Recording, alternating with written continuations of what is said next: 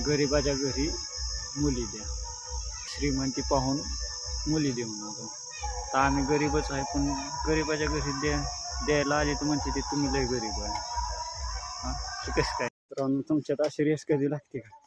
मग आमच्या इथं एक पाच संपली, दुसरा आला इथं आताशी.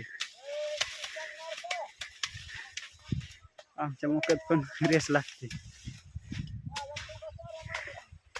कस काय बघाव्या इथं दुसरा आला, पुढं तिसरा. इथं आपली पात लागली. माग गाड्यांचा पाता कुठं आहे ते काय नाही. जाऊ का? आमच्या मुखात पण रेस लागते रे अशा किल्ला. धरू का पात दुसरी? नाही दुसरी पात धरू का? हाणू का दोन दोन काकर? मग हो हा नाही लागा. ए खाल ना हाना की नितीन, आणतो की दोघात धरतो दोन दोन काकऱ्या. काय ना वागले किती सारं वाघ राहिलं तर आहेत की लांब कुठे जवळच आहेत तिकडं.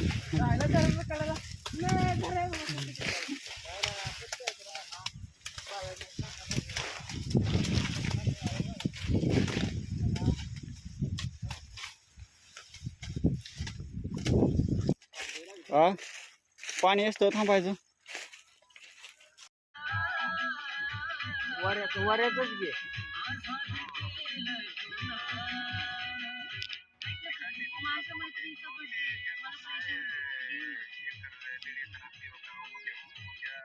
आपण थांबलो ठरली नाही म्हणलं, नाही तर आजच तुम्हाला बोलवलं असतं म्हणलं. या म्हणलं राव आज गडी घरी यायचं तस काय जुळले का मका आमची घरची गाय कशी गाबणे.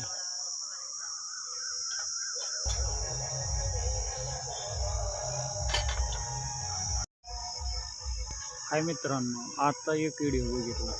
महाराज एक कीर्तन काय म्हणत होतं, गरिबाच्या घरी मुली द्या, श्रीमंती पाहून मुली देऊ नका.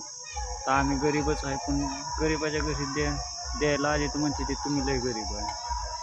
हां, ते कसं काय? नुसतं रील पुरतं चांगलं असतं काय नसतं. रिअल वेगळं असतं आणि रील नुसती सेव्ह करून ठेवायसाठी वेगळी असते. रिअल लाईफ वेगळी असते आणि नुसतं बोलायचं त्यात अंमलबजावणी कधी होत नाही हे ध्यानात ठेवायचं. रिअलमध्ये तर पैसा कमवायला लागतो किती काय झालं तरी.